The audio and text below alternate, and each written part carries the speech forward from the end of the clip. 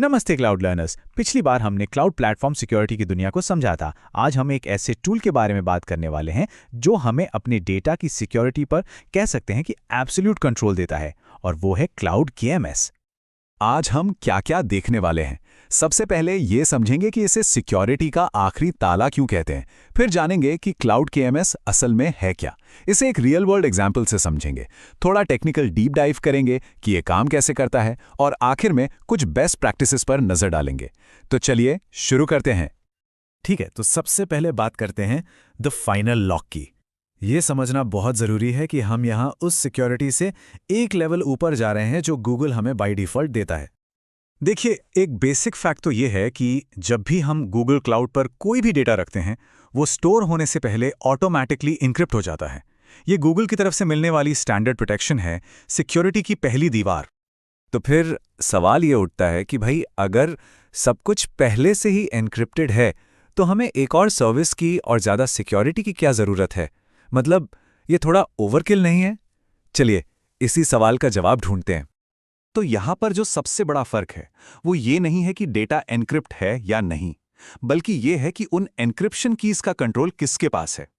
Default setting में Google keys को manage करता है, सब कुछ ऑटोमैटिक होता है।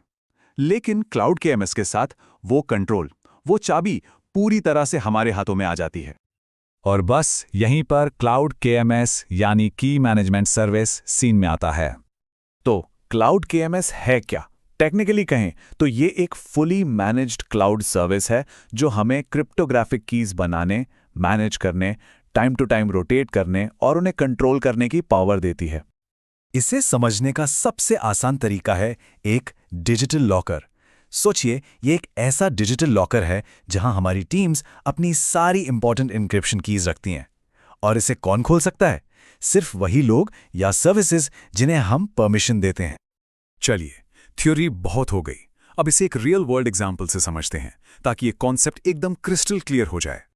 तो इमेजिन कीजिए कि एक फूड डिलीवरी ऐप है, ZippyBite।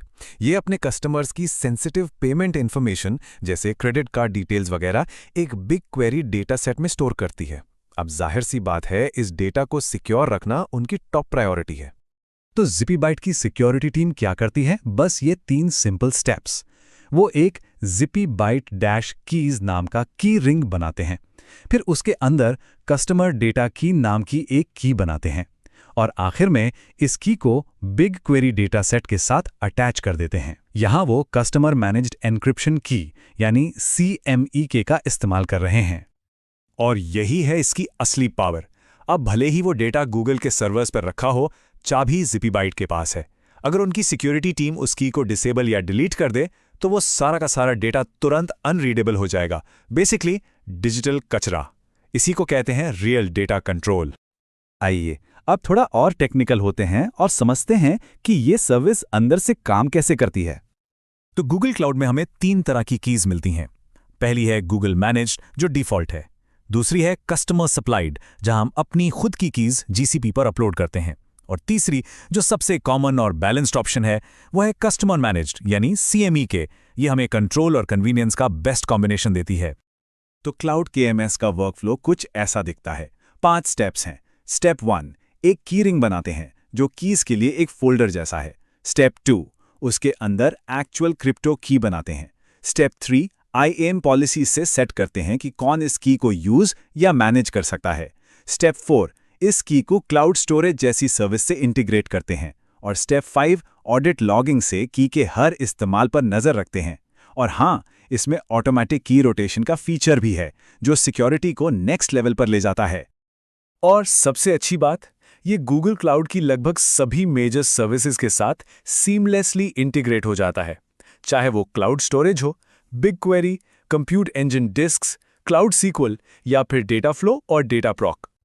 चलिए, अब जब हम समझ गए हैं कि ये कैसे काम करता है, तो कुछ बेस्ट प्रैक्टिसेस और कॉमन मिस्टेक्स पर नजर डालते हैं जिनसे हमें बचना चाहिए। ये कुछ ऐसी आम गलतियां हैं जो अक्सर हो जाती हैं, जैसे सर्विस अकाउंट्स को की का एक्सेस देना भूल जाना, या उससे भी बुरा, बिना बैकअप के की को डिलीट कर देना, जिससे डेटा परमानेंटली लॉस्ट हो सकता है। ये बहुत खतरनाक है। साथ ही हर चीज के लिए एक ही की यूज करना या कीज को रेगुलरली रोटेट ना करना भी बैड प्रैक्टिस है। और ये हैं कुछ गोल्डन रूल्स। हमेशा अलग अलग टीम्स या एनवायरनमेंट्स के लिए अलग की रिंग्स इस्तेमाल करें। हर 90 दिन में ऑटोमेटिक की रोटेशन सेट करें। IAM रूल्स का इस्तेमाल करके एक्सेस को रिस्ट्रिक्ट करें। और ऑडिट लॉगिंग तो हमेशा ऑन रखें। और सबसे ज़रूरी, सेंसिटिव डेटा के लिए हमेशा, हमेशा CME का ही इस्तेमाल करें। चलिए अब सब कुछ समेटते हैं और देखते हैं कि हमारी जर्नी में आगे क्या आने वाला है।